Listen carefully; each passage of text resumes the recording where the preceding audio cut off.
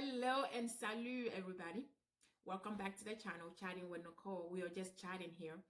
If you have not subscribed or you're new to the channel, welcome to the family. Thank you very much for your support.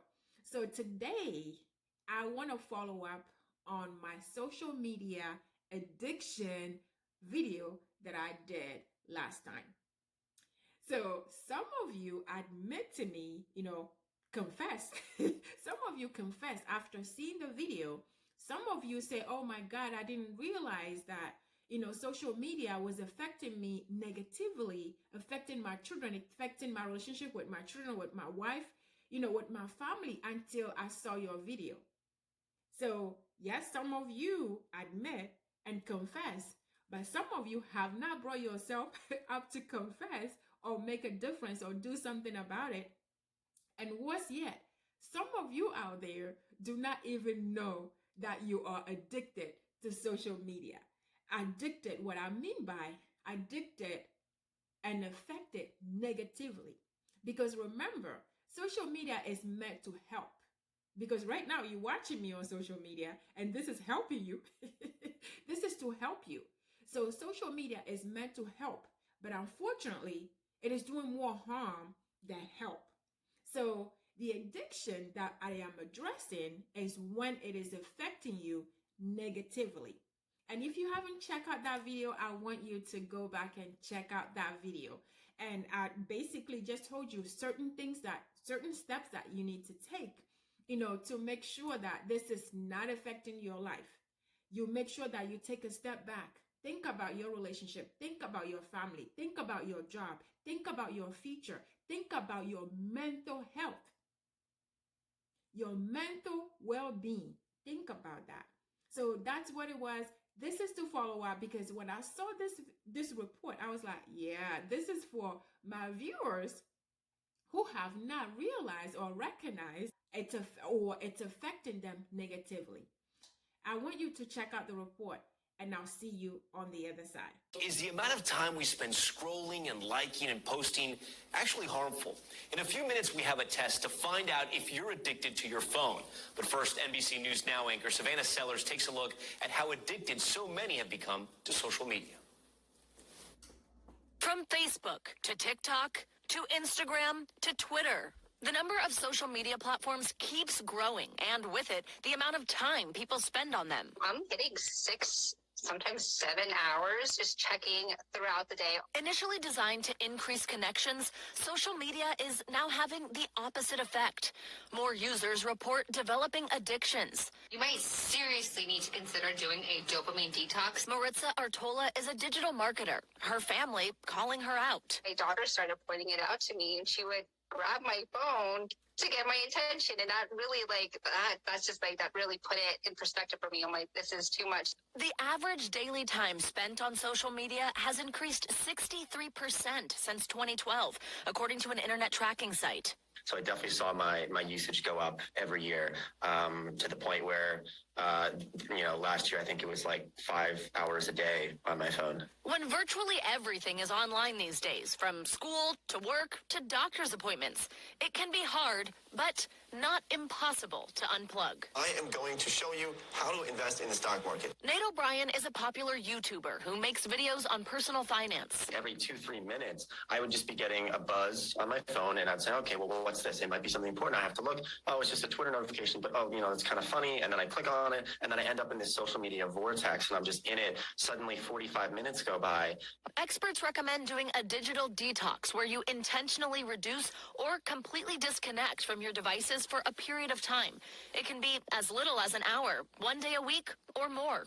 I've been training myself now where I'll go days without using my phone, and I've gotten very good at it. But initially when I tried doing that, it was tough, and it was like I would always be reaching for it. Maritza feels she can't completely detox, but is trying to wean off, trying to replace screen time in the morning with things like meditation. I am a firm believer in taking small steps because I believe that leads to sustainable changes, instead of just saying not to check your phone at all. Maybe replace it with something else too, another activity. And that was our Savannah Sellers. We thank Savannah for that. For a closer look at just how big of a deal this is, and if you may also be struggling with an addiction to social media, I want to bring in Dr. Brian Boxer Walkler. He's the author of the new book, Influence, the Impact of Social Media on Our Perception. Doctor, thanks so much for joining Top Story tonight. And before I ask you more about the research in your book, I do want to first ask you about your experience. I know you suffered from a serious addiction to social media. You called yourself a digital deadbeat dad. And you're not a psychologist, you're not a psychiatrist, you're an ophthalmologist. So talk to me about your journey and why you wrote the book. It was really unexpected because during the pandemic, when life slowed down, my twin daughters, who were 14 at the time, said to me, "Dad, there are some really good doctors on TikTok, and if you're interested, we can help you get started." And I said, "As long as you don't make me dance, I'm in." So they got me started, and I found a niche pretty quickly, observing that there's a lot of viral videos in the health realm, particularly, that may not necessarily have accurate health information, videos, and developed a little hat with a blue hat saying CAP, because CAP is Gen Z-E's for not true, or calling out the videos that were true and endorsing them by saying that they are not CAP, which means true. And I found that these videos were getting hundreds of thousands or millions of views, and I'd wake up in the morning and find that I have 20,000 new followers. And this just became a vicious cycle of more and more wanting to get that dopamine hit. And that's what makes you feel good. That's what's happening here under the surface. And dopamine is a neurochemical in our brain. That's the same exact one why people get addicted to other things such as gambling, sex, and drugs. And it just spiraled out of control for me and caused a lot of stress with my family. It's incredible that that kind of relief you get, that hit of dopamine, is the same from drugs or gambling that it is for social media. In the book, you talk about a test, if you will, that you can give yourself. And I'm going to take it actually right now. We have it here. Walk us through this, because you have 6 big questions that you should ask yourself to find out if you're addicted to social media. Yeah, so let's go through this test here. So the first one is, do you find that is social media the first thing that you check in the morning, sometimes while you're even still in bed, and it's the last thing you see at night? The second one is, do you constantly check social media for fear of missing out? And the third one is, are you always scrolling as if you're playing the slot machine at a casino and not even realizing how much time has flown by? And the other ones are, for example, are you finding that you get this rush, or that you are getting this, when you're listening to other people, are you listening just with one ear while you're basically just craning your neck over your phone?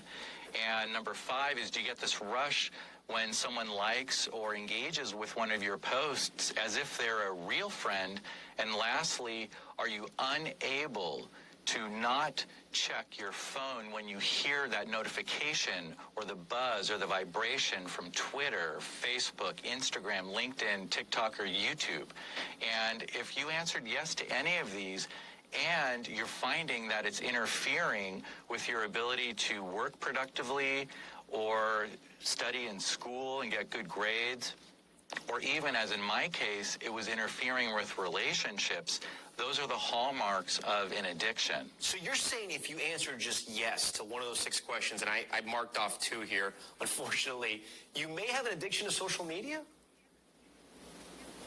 You could, but you have to also answer the other question, is it interfering with activities in your life? So that's the key second one that has to be hinged to, because in my case, it was causing a lot of stress. I wasn't even listening to my kids. I was in the kitchen. I work off of an iPad for TikTok and Instagram, for example, and they'd be telling me about their day as their dad, which normally you'd be really interested in, but I was so engrossed. Right. I was You got pulled hooked into that world. You got hooked. Doctor, real quick, because we're running out of time, give us some healthy tips on how to get off that social media addiction, or should you just stop cold turkey? It can be very stressful to stop cold turkey, but people can try. But I think first start with something easy, like turn off all notifications on your phone, including the vibrations. And number 2, don't keep your phone by your bed so that you're not going to be so tempted to check it. And number 3, if you're going to a party or you're going out to dinner or spending time with friends, leave your phone at home or in the car so you can focus on the most important things in life, which is spending time with real people in the flesh. So, are you addicted? Are you? Well, he said, any of those questions, you answer yes to them, you are addicted. And that is addicted negatively. So I just want us to pay attention. Yes, social media is a good thing. I am on it right now. You are watching me right now. But I do want you, even if you're watching me, even if it's my channel that is affecting you negatively, I want you to take a step back. For example, I took, a step back from social media. I was off for a few weeks. It wasn't because social media was affecting me negatively, but there were certain things that I was tested. I was going through certain things, and I didn't think that being on social media was going to be helpful. So I took a step back. So I'm just saying, sometimes listen to what your family is telling you. Listen to how your relationship is changing with your children. Listen to what your children are telling you. Listen to what your coworkers, people that you interact with closely, listen to them. Pay attention to your behavior. Pay attention to your reaction. Pay attention to how you have changed since you've been on social media. Pay attention to that. And if it's not affecting you the good way, if it is not doing something good in your life and is affecting you negatively, even if it's just small, remember, even just one of those questions, think about it. Take a step back and see what you need to do. Because your mental health is important. Your relationship with your family, with your children, with your colleagues, with family is very important. So think about it. Do what you got to do for you and for your family. And I'll see you next time you see me. Stay safe and blessed.